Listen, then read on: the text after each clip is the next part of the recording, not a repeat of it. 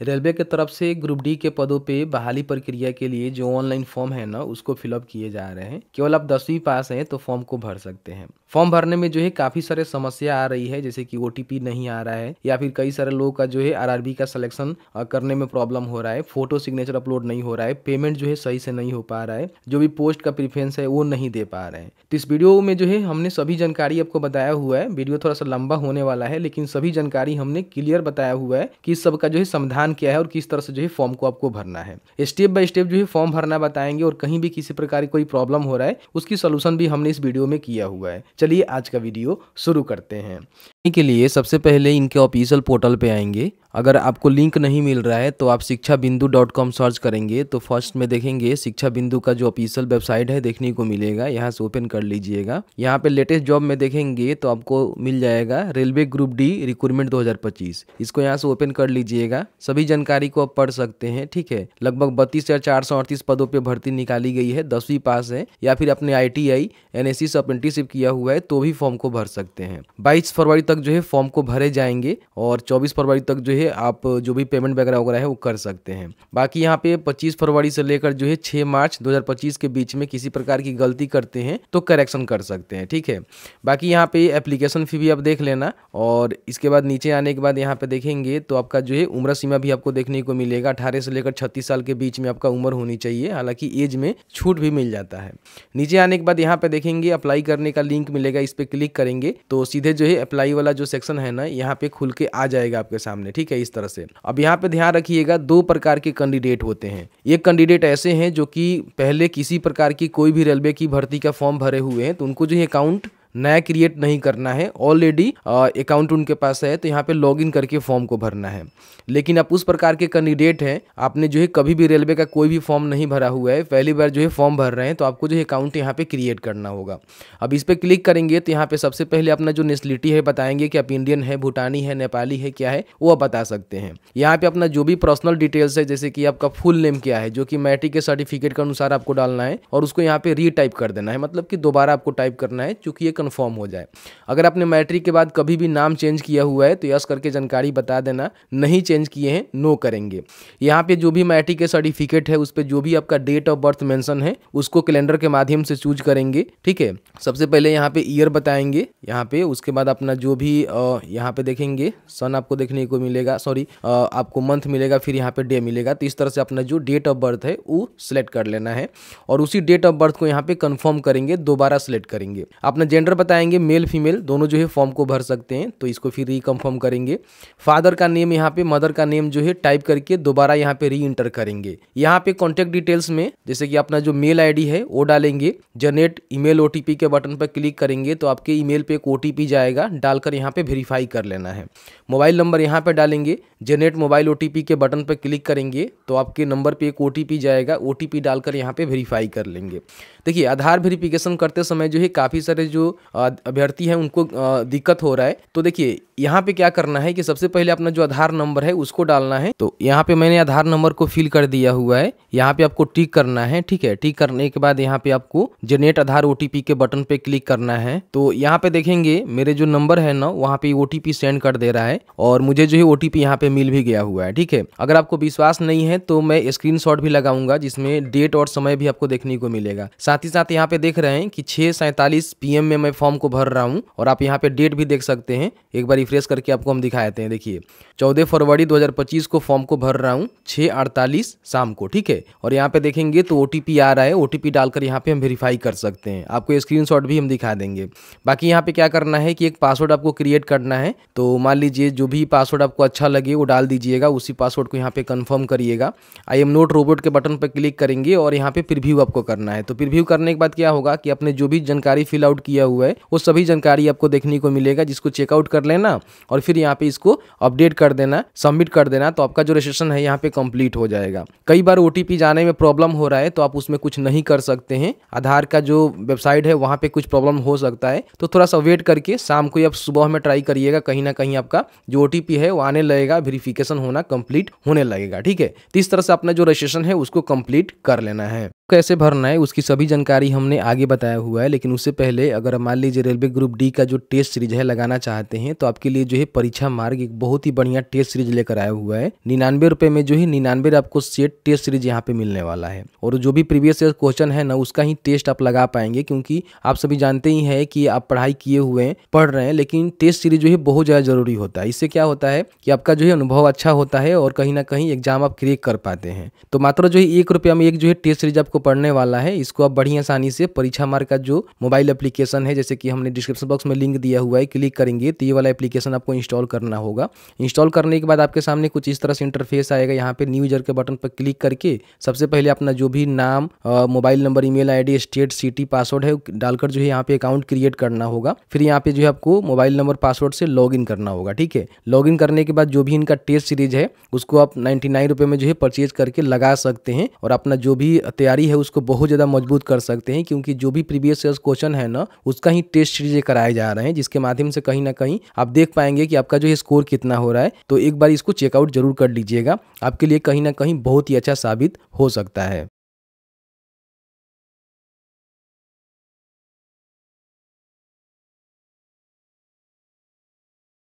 जैसे ही अपना registration complete कर लेंगे तो अब यहाँ पे लॉगिन करके जो है फॉर्म को भरना होगा। दूसरे प्रकार के वो अभ्यर्थी हैं जो कि पूर्व में अपना रजिस्ट्रेशन कर लिए हुए हैं, तो इसके बाद से अपना जो फॉर्म है इसी प्रोसेस को फॉलो करके भर सकते हैं। यहाँ पे मोबाइल नंबर, ईमेल एड्रेस डालेंगे, कोई एक डाल सकते हैं, जो भी अपने पासवर्ड क्रिएट किया हुआ है उस पासवर्ड को डालेंगे। आई एम नोट रोबोट के बटन पर क्लिक करेंगे और लॉग इन करेंगे। जैसे ही लॉग इन करेंगे तो आपके सामने इस तरह से आपका जो डैशबोर्ड है ना खुल के आ जाता है। यहाँ पे ऑनलाइन एप्लीकेशन का जो बटन है इस पे आपको क्लिक कर देना है। यहाँ पे आपको आरआरबी का सिलेक्शन करना है, जिस भी आरआरबी के लिए फॉर्म भरना चाहते हैं उसका सिलेक्शन आपको करना होगा। अब यहाँ पे देखेंगे बहुत सारे आरआरबी जो है आपको शो नहीं करते हैं, जैसे कि देखेंगे न्यू दिल्ली जो है कहीं भी शो नहीं कर रहा है। ठीक है, इस कंडीशन में क्या करना है कि आप नोटिफिकेशन को देखेंगे तो यहाँ पे देख सकते हैं कि मुंबई का यहाँ पे जानकारी दी गई है।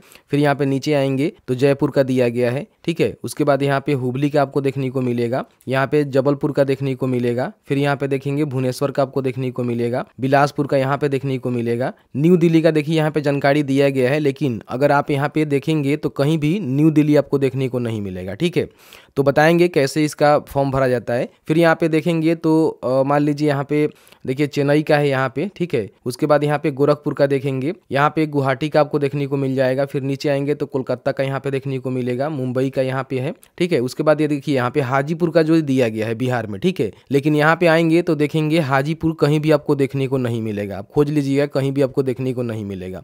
तो उस कंडीशन में आपको करना क्या है, जैसे कि मान लीजिए पटना आपको देखने को मिल रहा है तो पटना से फॉर्म को भरेंगे तो हाजीपुर भी इसमें आ जाएगा। ठीक है, इस प्रकार से मान लीजिए न्यू दिल्ली से फॉर्म भरना चाहते हैं तो आपको जो है चंडीगढ़ वाला जो है आरआरबी का सिलेक्शन करना होगा, क्योंकि सबका जो है अलग अलग दायरा है। तो उसको सबसे पहले आपको देख लेना है और उसके हिसाब से ही आपको भरना है। जैसे कि मान लीजिए न्यू दिल्ली का भरना है तो चंडीगढ़ आप डालेंगे तो न्यू दिल्ली भी आ जाएगा। अगर मान लीजिए हाजीपुर का भरना चाहते हैं तो पटना भी डालेंगे तो हाजीपुर भी उसमें आ जाएगा। ठीक है, तो जिस भी जोन के लिए आपको फॉर्म को भरना है उसका सिलेक्शन करना है। यहाँ पे आपको टिक करना है और नेक्स्ट के बटन पे क्लिक कर देना है। जैसे ही नेक्स्ट के बटन पर क्लिक करेंगे तो यहाँ पे जो है आधार वेरिफिकेशन करने के लिए बोला जाएगा, क्योंकि हमने जो है रजिस्ट्रेशन पहले किया था जिसमें आधार वेरिफिकेशन नहीं हो पाया था। अगर आपने कर लिया था पहले तो यहाँ पे नहीं करना पड़ता है, लेकिन नहीं किया हुआ है तो फिर यहाँ पे करना पड़ेगा। तो इसके लिए क्या करना है कि यहाँ पे देखेंगे जेनेट आधार ओटीपी का एक बटन मिलेगा, जिस पे क्लिक करेंगे तो यहाँ पे ओटीपी जो भी आपका आधार के साथ मोबाइल नंबर लिंक होगा उस पर सेंड कर दिया जाएगा। ठीक है, तो यहाँ पे मैं देख लेता हूँ कि ओटीपी आ रहा है कि नहीं आ रहा है। देखिए आपको मोबाइल का जो है मैसेज का आवाज़ भी सुनने को मिल रहा है कि यहाँ पे ओटीपी आ चुका है। ठीक है, और मैंने आपको डेट दिखाया ही, यहाँ पे देख सकते हैं कि मैं कब फॉर्म भर रहा हूँ, ये भी मैं आपको कंफर्म कर देना चाहूँगा। 14 फरवरी 6:53 PM मैं फॉर्म को भर रहा हूँ। ठीक है, तो ओटीपी यहाँ पे आ रहा है, मैं आपके सामने ही ओटीपी डालकर दिखाता हूँ कि ओटीपी यहाँ पे वेरीफाई भी हो रहा है। तो मैंने यहाँ पे ओटीपी डाल लिया हुआ है। फिर से आपको हम डेट समय यहाँ पे दिखा देना चाहेंगे, क्योंकि काफ़ी सारे लोग जो है विश्वास नहीं करते हैं। मैंने यहाँ पे ओटीपी डाला हुआ है, यहाँ पे टिक करेंगे और वेरीफाई के बटन पे क्लिक करेंगे। देखिए इस तरह से यहाँ पे वेरीफाई हो गया। कहीं भी हमने भी जो है वीडियो को कट नहीं किया हुआ है, आपके सामने जो है लाइव यहाँ पे दिखाया हुआ है कि ओटीपी यहाँ पे वेरीफाई हो रहा है, ओटीपी आ रहा है। ठीक है, डेट समय भी आपको हमने दिखा दिया हुआ है, कई बार जो है रिफ्रेश करके आपको दिखा रहे हैं, जो कि गूगल में सर्च करके हम आपको दिखा रहे हैं। बहुत सारे लोग क्या कर रहे हैं कि पहले का जो है वीडियो डाल दे रहे हैं। तो मैं आपको लाइव यहाँ पे दिखा रहा हूँ, ठीक है। तो इस तरह से आपका जो OTP है वेरीफाई हो जाता है। तो जैसे ही OTP वेरीफाई करेंगे तो आपके सामने जो है कुछ इस तरह से इंटरफेस देखने को मिलेगा। कुछ पर्सनल डिटेल्स आपने पहले फिल कर रखा हुआ है जो कि आपको यहाँ पे देखने को मिल जाता है। उसमें छेड़छाड़ करने की अनुमति आपको देखने को नहीं मिलेगा। यहाँ पे आपको बताना होगा कि आपका जो है शादी हुआ है कि नहीं हुआ है। शादी हुआ है तो मैरिड, नहीं हुआ है तो अनमैरिड। अपना रिलीजन बताएंगे, हिंदू मुस्लिम जो भी आप रिलीजन से आते हैं वो बता देंगे। मातृभाषा अपना बताएंगे कि कौन सा है। फिर यहाँ पे जो भी एग्जाम का लैंग्वेज है वो क्या रखना चाहते हैं, हिंदी, गुजराती, इंग्लिश, बंगाली, जो भी रखना चाहते हैं बता दीजिएगा। यहाँ पे आपके शरीर पे कहीं भी कट का, तिल का निशान होगा, 2 पहचान चिन्ह आपको देना होता है। तो आप यहाँ पे आइडेंटिफिकेशन 1 और 2 में लिख देना, ठीक है। दोनों में देना जरूरी है। अब यहाँ पे देखिए कम्युनिटी डिटेल्स जो है आपको भरना होता है। तो इसमें देखेंगे बहुत सारे अलग अलग जो है कम्युनिटी है। जैसे कि मान लीजिए आप SC ST से आते हैं तो इसका सिलेक्शन करके इसकी जानकारी आपको भरना होगा। अगर आप OBC से आते हैं तो OBC का सिलेक्शन करके आपको जानकारी भरना होगा। और EWS से आते हैं तो EWS आपको देना होगा। जैसे कि मान लीजिए अगर कोई SC ST से आता है तो उसका सिलेक्शन यहाँ पे करेगा। तो यहाँ पे देखेंगे पूछेगा कि अगर आप SC ST से हैं और OBC से हैं तो अपना जो भी सर्टिफिकेट है ना सेंट्रल गवर्नमेंट वाला आपको देना होता है। तो आप OBC बनवा लीजिएगा OBC से हैं तो, और SC ST से हैं तो अपना जाति बनवा कर लगा सकते हैं, ठीक है। यहाँ पे क्लिक करेंगे तो यहाँ पे बताएंगे कि आपका जो है कास्ट का नेम क्या है वो बता देंगे। फिर यहाँ पे अपना जो भी कम्युनिटी सर्टिफिकेट नंबर है, यानी कि आपके पास जो भी सर्टिफिकेट नंबर है उसको यहाँ पे डालेंगे जो आपने बनवाया हुआ है कास्ट सर्टिफिकेट। और यहाँ पे आपका जो इशूइंग अथॉरिटी है, जो भी आपका कास्ट सर्टिफिकेट बना हुआ है वो जो है कौन इशू किया हुआ है। तो बेसिकली अगर आप बिहार से हैं, RTPS से बनवाए हुए हैं अंचल स्तर पे, तो रेवेन्यू ऑफिसर ही उसको जारी करते हैं, तो इसको आप डाल सकते हैं। बाकी अलग अलग जगहों पे, अलग अलग राज्यों में देखेंगे तो अलग अलग ऑफिसर के द्वारा जो है जारी किया जाता है। तो आपका जो भी सर्टिफिकेट आप लगा रहे हैं वो जो भी ऑफिसर के द्वारा जारी किया गया है उसकी जानकारी आपको यहाँ पे बतानी होगी, ठीक है। उसके बाद यहाँ पे कौन से स्टेट से आपका सर्टिफिकेट इशू हुआ है उसकी जानकारी बताएंगे। फिर उसका डेट क्या है वो बताएंगे। और अगर आपको ट्रेवल पास चाहिए तो आप बता सकते हैं कि हाँ मुझे चाहिए, तो नियरेस्ट रेलवे स्टेशन की जानकारी भी आपको देना होगा कि कहाँ से आपको ट्रेवल पास चाहिए। अगर आप SC ST हैं तो मिलता है। बाकी कोई OBC से आएगा तो इसका सिलेक्शन यहाँ पे करेगा तो OBC में पूछेगा कि अगर आप नॉन क्रिमिनल्स के अंतर्गत आते हैं तो यहाँ पे यस करेंगे तो इसका जो है अलग यहाँ पे बॉक्स खुलेगा जिसमें अपना कास्ट का नाम बताना है, जो भी कम्युनिटी सर्टिफिकेट नंबर है उसको डालनी है। यहाँ पे कहाँ से आपका मतलब कौन ऑफिसर जो है आपका इशू किए हुए हैं तो वो आप यहाँ पे बताएंगे। फिर अपना स्टेट यहाँ पे बताएंगे और उसके बाद यहाँ पे डेट बताएंगे। तो इस तरह से जो भी कैटेगरी से आप आते हैं, जैसे कि EWS से आते हैं तो EWS की जानकारी आपको देना होगा। तो इस तरह से कैटेगरी की जानकारी आपको भरना है।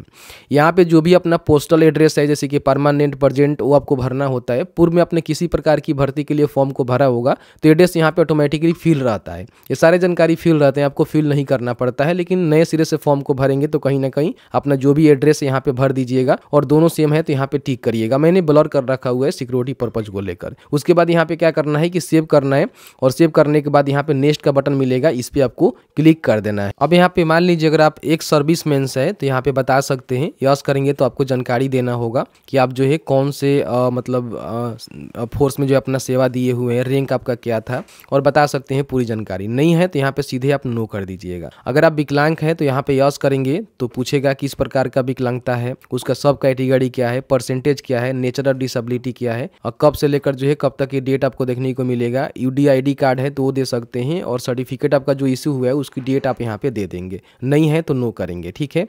अगर आप मान लीजिए किसी प्रकार की स्क्राइब लेना चाहते हैं, आपको लिखने वगैरह वगैरह में प्रॉब्लम है तो आप यहाँ पे ले सकते हैं, ठीक है। स्पेशल कैटेगरी के जो कैंडिडेट होते हैं उनको ये देखने को मिलता है। यहाँ पे EBC आपको डिटेल्स डालना होता है। अगर मान लीजिए यस करेंगे तो यहाँ पे कहेगा कि अगर आपका फैमिली इनकम जो है 50,000 है या फिर आप BPL कार्ड होल्डर है तो आप जो है EBC सर्टिफिकेट बनवाकर इसका बेनिफिट ले सकते हैं। तो उस प्रकार के आप कैंडिडेट हैं तो EBC का यहाँ पे बेनिफिट ले पाएंगे। ध्यान रखिएगा बिहार में EBC अलग होता है और सेंट्रल में EBC अलग होता है। बिहार में OBC को 2 भागों में बांटा गया है, BC और EBC। तो वाला जो है EBC नहीं कह रहा है, ध्यान रखिएगा, ठीक है। सेंट्रल में आप सीधे OBC में जाएंगे तो अपने OBC की जानकारी पहले ही डाल लिया हुआ है।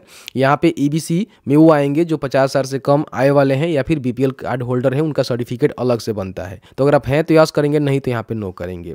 अगर आप रेलवे में सर्विस दे रहे हैं तो यहाँ पे बता सकते हैं कौन से पोस्ट पे हैं, इसकी जानकारी वगैरह वगैरह आप बता सकते हैं, कैटेगरी वगैरह वगैरह बता सकते हैं कि ग्रुप C है या फिर D है, ठीक है, इस तरह से बता सकते हैं। नहीं कर रहे हैं तो यहाँ पे नो कर दीजिएगा, कोई भी दिक्कत नहीं है, ठीक है।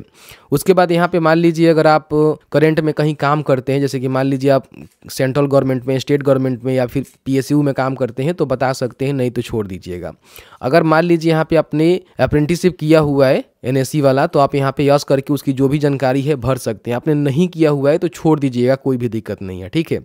यहाँ पे जो भी आप फी पेमेंट करेंगे वो जो है रिफंडेबल होता है। तो रिफंड कौन से खाते में आप लेना चाहते हैं, अकाउंट होल्डर का नेम यानी कि अपने ही अकाउंट को दे दीजिएगा। फिर यहाँ पे उसका जो भी अकाउंट नंबर है आपको डालना है और FC को डालकर यहाँ पे कंफर्म करेंगे तो बैंक का नेम और जो भी यहाँ पे बैंक का एड्रेस है देखने को आपको मिल जाएगा। तो इस तरह से जानकारी को फिल आउट करना है, सेव करना है और उसके बाद नेक्स्ट के बटन पे क्लिक करना है। अब यहाँ पे आपको जो है क्वालिफिकेशन का डिटेल्स फिलअप करना होता है। तो अगर आपने पूर्व में किसी प्रकार की कोई भी रेलवे की फॉर्म भरा होगा मैट्रिक इंटर बेसिस पे, तो आपने जो है क्वालिफिकेशन का जो डिटेल्स है यहाँ पे ऐड कर दिया होगा, आपको यहाँ पे देखने को मिल जाएगा, ठीक है। अगर आपने नहीं किया हुआ है तो यहाँ से उसका सिलेक्शन करके, जैसे कि यहाँ पे देखेंगे मैट्रिकुलेशन का आपको ऑप्शंस देखने को मिलेगा, उसकी जानकारी यहाँ पे भर पाएंगे, ठीक है। अगर मान लीजिए आपने 10वीं किया हुआ है तो 10वीं की जानकारी डाल सकते हैं, ITI किया हुआ है तो ITI की भी जानकारी डाल सकते हैं, और आपने NSC से जो भी अप्रेंटिसशिप है वो भी किया हुआ है तो इसकी भी जानकारी आप यहाँ पे ऐड कर सकते हैं। ऐड का बटन मिलेगा, इस पे ऐड करते जाएंगे, ठीक है। तीनों डाल सकते हैं। अगर आप केवल मैट्रिक पास हैं तो यहाँ पे पहले से फिल है तो ठीक है, नहीं तो यहाँ पे उसका सिलेक्शन करके इस तरह से, ठीक है। देखिए बोलेगा कि आपने ऑलरेडी ऐड कर रखा हुआ है, लेकिन वही ITI का क्लिक करेंगे तो यहाँ पे अपना ट्रेड बताएंगे, फिर स्टेट बताएंगे कहाँ से आपने किया हुआ है, डिस्ट्रिक्ट आपका क्या है, कौन से इंस्टीट्यूट से किया हुआ है, कब आपने पास किया हुआ है, सर्टिफिकेट नंबर क्या है, सर्टिफिकेट इशू NCVT से है, SCVT से है वो बताएंगे, और सर्टिफिकेट का टाइप भी यहाँ पे बता सकते हैं। तो इस तरह से जानकारी आपको भरना होगा। अगर आपने ये वाला ट्रेड लिया हुआ है, किया हुआ है, तो इसकी जानकारी भी आप यहाँ पे भर सकते हैं कि कहाँ से किया हुआ है, डिस्ट्रिक्ट क्या है, कौन से इंस्टीट्यूट से आपने किया हुआ है, ये जानकारी भर के आप ऐड कर सकते हैं। लेकिन यहाँ पे मैट्रिक आपका ऐड होगा तो इस तरह से आपको जानकारी यहाँ पे देखने को मिल जाएगा, जिसमें आप चाहें तो करेक्शन भी कर सकते हैं। पेंसिल के आइकन पर क्लिक करके यहाँ पे जो भी जानकारी है उसको फिल आउट करके यहाँ पे अपडेट भी कर सकते हैं और इसको डाल भी सकते हैं। यहाँ पे अपडेट करूंगा और उसके बाद यहाँ पे नेक्स्ट के बटन पे क्लिक करेंगे। अब यहाँ पे आपको जो है फोटो और सिग्नेचर अपलोड करना होता है। तो सबसे पहले फोटो जो है किस तरह से बनानी है वो ध्यान रखिएगा। आपका जो भी फोटो है ना इस प्रकार से नहीं होनी चाहिए, ठीक है। जो सिंपल फोटो होता है जो कि पासपोर्ट साइज होता है, जो कि सामने से क्लिक होता है, तो इस तरह से आपको फोटो क्लिक करवानी है। और बताया गया है कि आपका जो भी फोटो का बैकग्राउंड कलर होनी चाहिए वो जो है व्हाइट में होनी चाहिए। ध्यान रखिएगा, व्हाइट में अपलोड नहीं करिएगा तो अपलोड नहीं लेता है। और 2 मंथ से अधिक पुराना नहीं होनी चाहिए। इसका जो डायमेंशन है 320 × 240 पिक्सल में होनी चाहिए। JPG या फिर JPG फॉर्मेट में 50 से लेकर जो है 100 KB के बीच में होनी चाहिए, ठीक है। अपने कंप्यूटर के ब्राउजर में IMResizer यहाँ पे सर्च करेंगे तो आपके सामने imresizer.com का जो ऑफिशियल वेबसाइट है देखने को मिलेगा। ओपन करिएगा, फोटो को सिलेक्ट कर लीजिएगा। यहाँ से इस तरह से फोटो आपके सामने आ जाएगा। यहाँ पे क्या करना है कि आपको जो है 320/240 यहाँ पे रखना है, ठीक है। और इसको कर देना है पिक्सल में। उसके बाद यहाँ पे JPG में रहने दीजिएगा और फाइल का साइज जो है हम दे देते हैं यहाँ पे 60 KB, ठीक है। और इसको यहाँ पे हम नेक्स्ट के बटन पर क्लिक करके डाउनलोड कर लेते हैं, ठीक है। इस तरह से देखेंगे 34 KB में ही डाउनलोड हुआ है। आप इसको इजिली जो है इंक्रीज भी कर सकते हैं। उसके लिए आपको करना क्या है, आप सर्च करेंगे इंक्रीज इमेज साइज, तो आपके सामने ये वाला जो है वेबसाइट देखने को मिलेगा, जिसको यहाँ से ओपन करके और ओपन करने के बाद यहाँ पे जो भी अपना फोटो है उसको सेलेक्ट कर लीजिएगा। और यहाँ पे आप कितना KB में इसको बनाना चाहते हैं, जैसे कि मान लीजिए मुझे 60 KB में बनाना है तो मैं इसको डाल देता हूँ और इंक्रीज इमेज साइज के बटन पर क्लिक करके इसको मैं यहाँ से सेव कर लूँगा, ठीक है। तो इस तरह से थोड़ा सा वेट करेंगे तो ये सेव हो जाता है। यहाँ पे डाउनलोड के बटन पर क्लिक करके डाउनलोड कर लेंगे। यहाँ पे फोटो अपलोड करना है तो ब्राउज के बटन पर क्लिक करेंगे। इस तरह से फोटो आपके सामने आ जाएगा, जिसको जूम आउट जूम इन भी कर सकते हैं। उसके बाद यहाँ पे साइन के बटन पर क्लिक करेंगे तो इस तरह से आपका जो फोटो है ना यहाँ पे अपलोड हो जाता है। अब यहाँ पे आपको जो है सिग्नेचर अपलोड करना होता है। तो सिग्नेचर ध्यान रखिएगा ब्लैक और ब्लू इंक से ही आपको करना है, व्हाइट पेपर पे। इसका डायमेंशन जो है 140 × 60 पिक्सल में होनी चाहिए। 30 KB से लेकर 50 KB के बीच में होनी चाहिए। तो यहाँ पे आकर इसका जो साइज है यहाँ पे जिस तरह से आपने फोटो का बनाया वही चीज़ यहाँ पे डालकर बना लेंगे।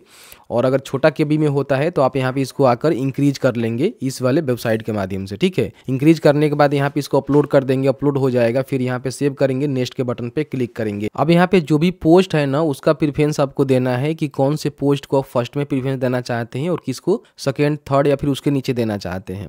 नोटिफिकेशन को आप चेक करेंगे तो यहाँ पे देखेंगे अलग अलग जो है डिपार्टमेंट में यहाँ पे देख सकते हैं कि अलग अलग प्रकार की जो है इसमें पोस्ट होती है, तो इसकी जानकारी आप यहाँ पे चेकआउट कर सकते हैं। सबके लिए आप 10वीं पास हैं तो फॉर्म को भर सकते हैं, या फिर आपने ITI NSC से अप्रेंटिसशिप किया हुआ है तो भी फॉर्म को भर सकते हैं। यहाँ पे देखेंगे अलग अलग प्रकार का जो है पोस्ट यहाँ पे रहने वाला है, ठीक है। तो जिसको आपको लगता है कि मुझे जो है फर्स्ट में देना है उसको आप फर्स्ट में दीजिएगा, बाकी सबको जो है आराम से अपने हिसाब से इस तरह से क्लिक करके उसको चूज कर सकते हैं। तो मेरा मानना यह है कि सबको जो है दे दीजिएगा, प्रेफरेंस में बढ़िया रहता है। बाकी जो आपको मनचाहा चाहिए उसको फर्स्ट में रखिएगा। आप इसको चाहें तो ड्रॉप डाउन भी कर सकते हैं, और जिसको थोड़ा चाहते हैं कि चलो भाई हो भी जाएगा तो हम कर लेंगे, कोई दिक्कत नहीं है, तो उसको नीचे कर दीजिएगा, ठीक है। तो इस तरह से पोस्ट का प्रेफरेंस आपको देना है। फिर यहाँ पे आपको टिक करना है, उसके बाद यहाँ पे आपको टिक करना है। यहाँ पे अपना जो भी प्लेस है जहाँ से फॉर्म को भर रहे हैं उसकी जानकारी बताएंगे। यहाँ पे सिग्नेचर आपको देखने को मिलेगा। फिर इसको सेव करेंगे, प्रीव्यू के बटन पे क्लिक करेंगे। जैसे ही प्रीव्यू के बटन पर क्लिक करेंगे तो जो भी अपने जानकारी फिल आउट किया हुआ है उसका जो है पूरा प्रीव्यू यहाँ पे आपको देखने को मिलेगा, जिसको यहाँ पे चेकआउट कर लेना है और थोड़ा सा नीचे आना है। तो यहाँ पे बोला जाएगा कि आपको जो है किसी प्रकार की कोई भी करेक्शन करना है तो एडिट के बटन पर क्लिक करके अपना जो करेक्शन है वो कर लीजिएगा।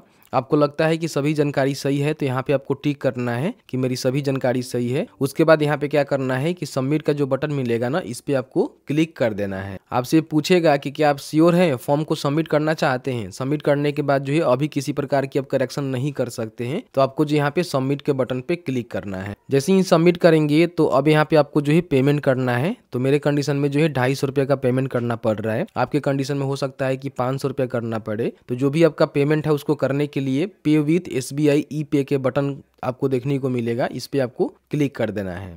आपके सामने जो है पेमेंट गेटवे यहाँ पे खुल के आ जाएगा, जिससे भी आप पेमेंट करना चाहते हैं, debit card, credit card, internet banking, UPI QR code. तो मुझे जो UPI से करना है तो इस पे मैं क्लिक करूंगा, अपना जो भी UPI ID है उसको दर्ज करूंगा। इस तरह से देखेंगे SBI e-पे जो UPI का QR कोड है आपको देखने को मिलेगा। तो आप चाहें तो यहाँ से स्कैन करके जो है इसको पे कर सकते हैं। जैसे ही पेमेंट कंप्लीट करेंगे तो आपका जो पेमेंट है ना यहाँ पे सक्सेसफुल कंप्लीट होता है। उसके बाद यहाँ पे प्रिंट का एक बटन मिलेगा, जिसपे क्लिक करके प्रिंट करके अपने पास सुरक्षित रख लीजिएगा। कभी भी फॉर्म भरने के बाद एप्लीकेशन का जो स्टेटस है वो चेक करना है या फिर इसको प्रिंट करना है तो अपने डैशबोर्ड में लॉगिन करेंगे तो एप्लीकेशन हिस्ट्री का बटन आपको देखने को मिलेगा। यहाँ पे एप्लीकेशन का जो स्टेटस है वो आपको देखने को मिल जाएगा। पेमेंट का जो स्टेटस है यहाँ पे देखिए सक्सेस हो गया है, पेमेंट हो गया है, और यहाँ से एप्लीकेशन का जो प्रिंट आउट है वो निकाल सकते हैं, ठीक है। तो आपने देखा कि मैंने जो है पूरी जानकारी आपको बताया कि रेलवे में ग्रुप डी के पदों पे जो भर्ती चल रही है उसका जो फॉर्म है वो कैसे भरना है। अभी जो OTP का प्रॉब्लम कोई नहीं आ रहा है, लेकिन अगर आपको आता है तो घबराना नहीं है, वेट करिएगा। सुबह में या फिर शाम में जो है ट्राई करिएगा। जैसे कि मैं 6:57 में जो है फॉर्म भर रहा था तो यहाँ पे फिलअप हो रहा है, ठीक है। कई बार नहीं होता है, OTP नहीं जाता है, तो आपको घबराना नहीं है। बाद में ट्राई करिएगा, रात में ट्राई करिएगा, फिर सुबह में ट्राई करिएगा, कहीं ना कहीं OTP आएगा और आपका जो है फॉर्म फिलअप हो पाएगा। फिर भी आपके मन में कहीं भी किसी प्रकार की कोई डाउट होगा, प्रश्न होगा तो आप हमें बता सकते हैं। जहाँ तक हमारी नॉलेज होगी हम आपको जरूर बताएंगे। वीडियो देखने के लिए बहुत बहुत धन्यवाद।